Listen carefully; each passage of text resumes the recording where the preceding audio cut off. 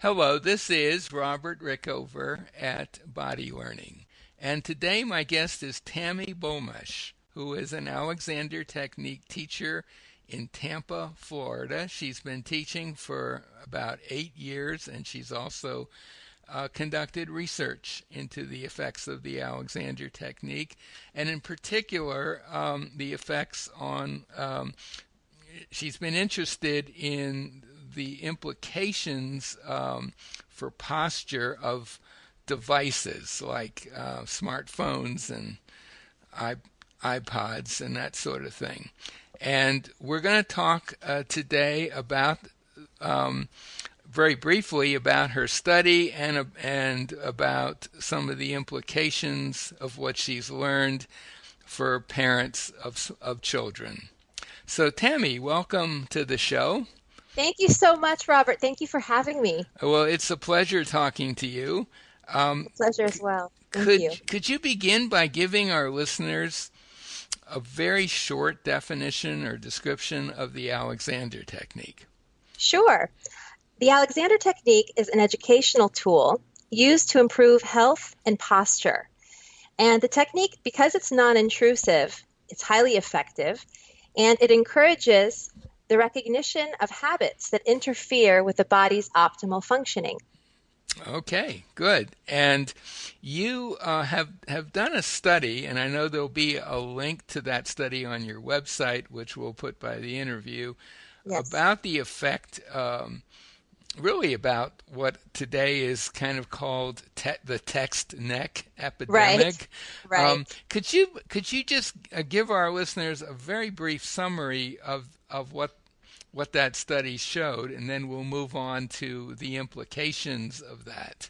Sure, absolutely. We actually referred to it as iPosture in my Mhm. study. I didn't coin the term, but that's a term like with the It's iPhone culture. that's good, a So good term. That's a good yes, it term. is. It is a good term. I didn't invent it, so I can't take credit for it. But we looked at two populations, one that was a more vulnerable community or a low income, and another was more affluent. And we looked at the prevalence of devices, and we found that there were more devices in the affluent community.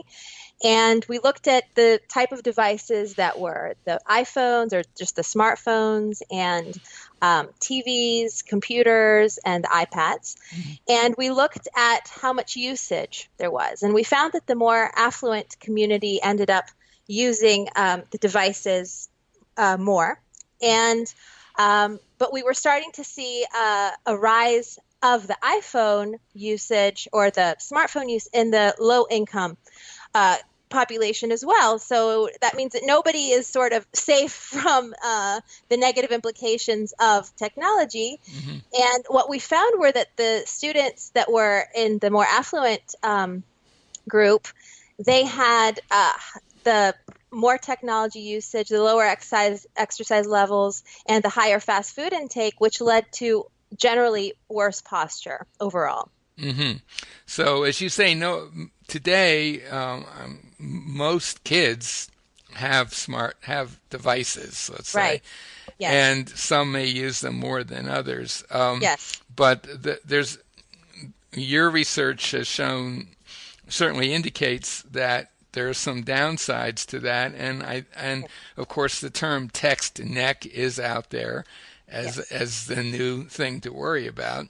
So Right. before we get to what are some practical implications of your study for parents Yes. of small kids, I think we should just talk briefly about you have two young children yourself, Yes. Yes, I do. and what are their ages, and what have you noticed about what's going on with them?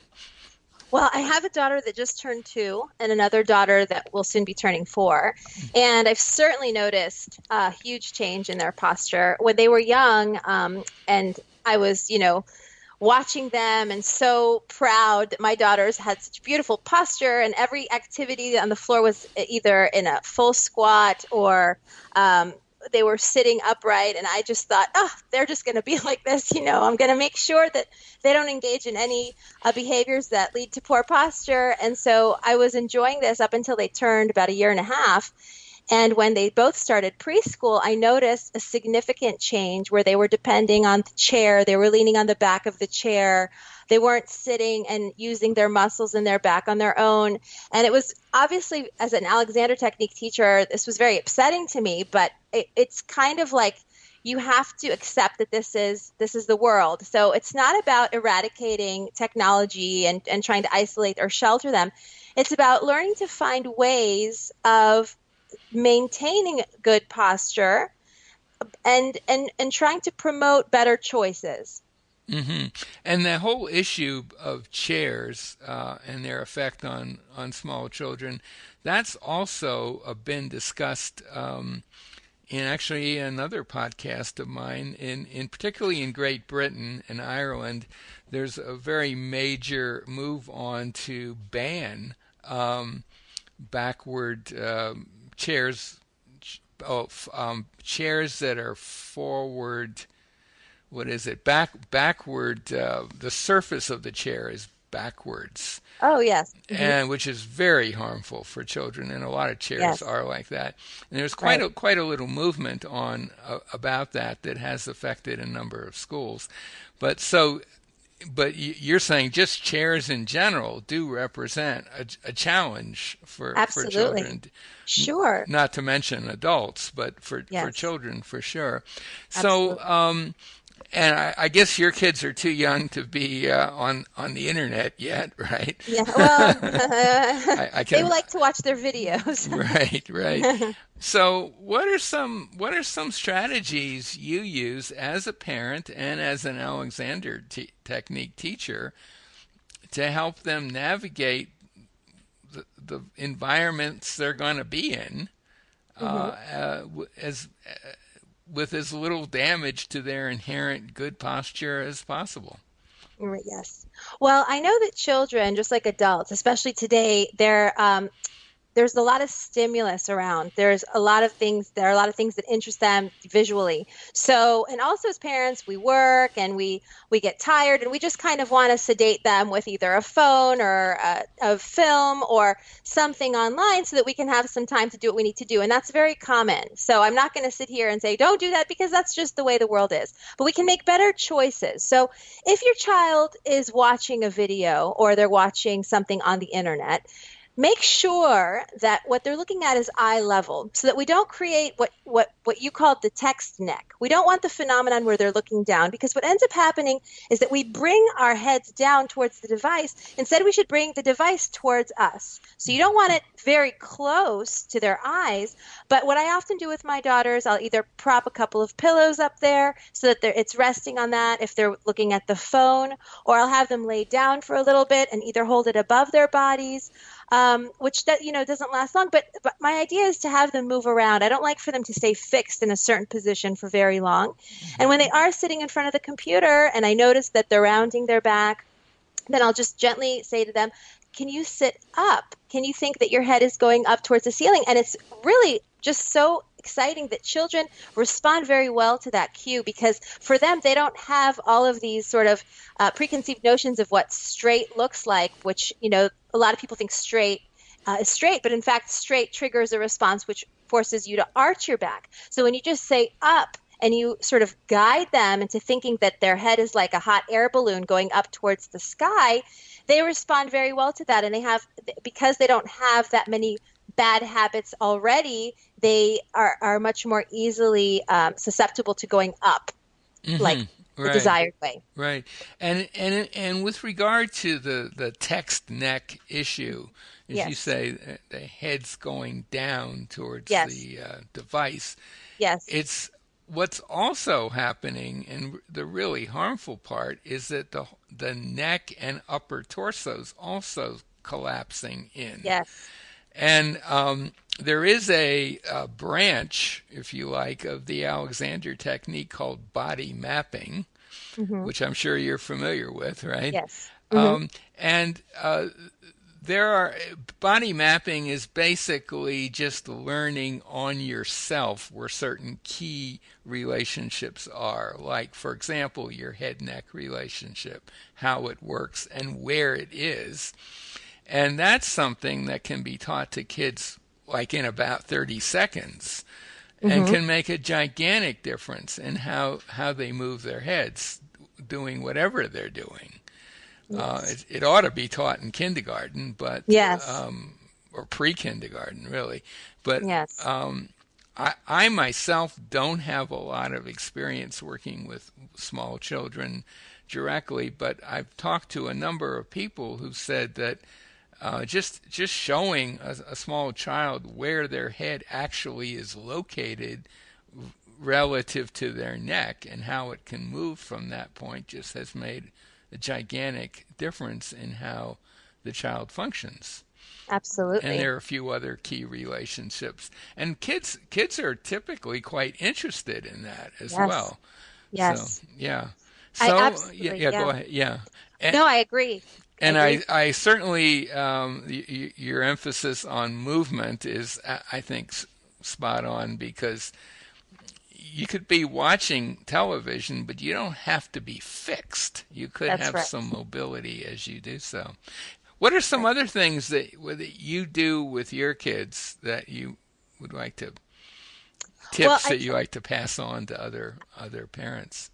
I really like the squat position. And I think that the more agile the child is and the younger, the more you can kind of teach them that position. I mean, I try to do it with my husband too. Whenever we bend down, to pick something up, we always remember knees. We Mm, always remember to use our knees to bend down. And I like to do that with my girls too. I really encourage and compliment. So when my youngest daughter, my 2-year-old, she still goes into the squat, and it's just delightful, especially as an Alexander Technique teacher, to see your child going into a squat. And then my almost 4-year-old will do the same thing. She'll see her sister do it. She wants to do it. She sees that she's getting a lot of positive feedback about that. So they'll play, and it's great. It's just great. There are little things that we can do. What's so wonderful about the squat? It teaches balance. It uses muscles. You're not having that. At that age, you're not yet having that rounding of the back. hmm So hmm it's just such a wonderful position to encourage your children to be in. Yeah, absolutely. And of course, you're talking about a squat with the feet flat on the floor, the Yes. whole not Yes. on their toes. And I mean Right. that's something that Alexander teachers working with adults will often try to help their students reclaim the ability to Yes. do that. Yes. There are cultures out there where adults do that all the time, Yes. They eat but like that. though yeah they eat, they talk, they hang Yeah. out because Yeah. they don't bother with chairs, Right. but in the West not so much. Yeah, so that's a very interesting idea to actually make squat seem like a fun thing to do, Yes. Hmm. which it is actually, It is. It's wonderful. and as you say, it encourages everything that we'd like to see. Yes. A lengthened back, full use of the joints, everything really. Yes. It's anything else that you could pass on to parents? Well, I wanted just to mention something and sort of reinforce what you stated earlier about children responding better to body mapping and sort of body intelligence, because Hmm I really think it's just inherently in them. It's inherently in all of us, but children are sort of closer to that because they're younger and they haven't been exposed to so much stimuli. What I noticed in the children in my study was that they were so interested and I thought, are they going to be interested in posture? Because adults, they think, oh, just one more thing to think about. No, thank you. And, posture is so important. And the children I study were just so interested in their backs. They were so interested in the squat. And I was so happy that this is what I saw in both groups. They were hmm really interested. And I think that the parents become more interested when they see that their children are interested as well. Because parents often think about posture as like, oh, I just want my child to, stand up straight. That's their thing. I don't want them to slouch. I don't want them to, look like they're not upright. And there are so many more implications to posture than just, standing or sitting upright. It helps with concentration. It helps with mood. It helps with health. It helps with so many aspects of our overall well-being. Yeah. And it's just so important to start paying attention to this now. because Yeah, yeah, absolutely. And it's interesting that the founder of the Alexander technique, F. Matthias Alexander, um, always said that really the technique should be for children, not for yes, adults. that's He right. said, it's just the fact of life that most Alexander teachers depend on adults as paying students, and Hmm. but that really it's a relatively inefficient process with adults compared to children, and it is pretty efficient with adults, but Yes. children can latch on to these ideas instantly, and as you say, Yes. they don't have all these preconceptions that they have to overcome that adults Mhm. do about That's right. correct ways to stand up and all the rest of it. They're willing to play with ideas, Yes. and there's another thing that that might have some implications for parents today, and that involves the people you employ as caregivers for your children, either preschool faculty or someone comes into your home to look after your kids. Alexander addressed that question very explicitly in one of his books. Now, bear in mind he was writing in the early 20th century, but he talks about parents who want to hire a nanny for their child. Hmm. And he says most parents are going to just look for the cheapest nanny. And this is before people were worried about nannies with criminal records and Oh stuff like yeah. that. Oh But he God, said yes. they're going to go for whoever's cheapest, and they are not going to look at the nanny from the point of view of how is their posture and the way they carry themselves and move. How what does that look like? Because as Alexander said, if the kid's hanging out with the nanny, the kid's going to get the nanny's habits. The Yes. kid is the child certainly gets your habits as parents. I mean Yes. that's pretty clear. And if you have a nanny that's constantly tensing their neck every time they do something, the kid's gonna imitate that.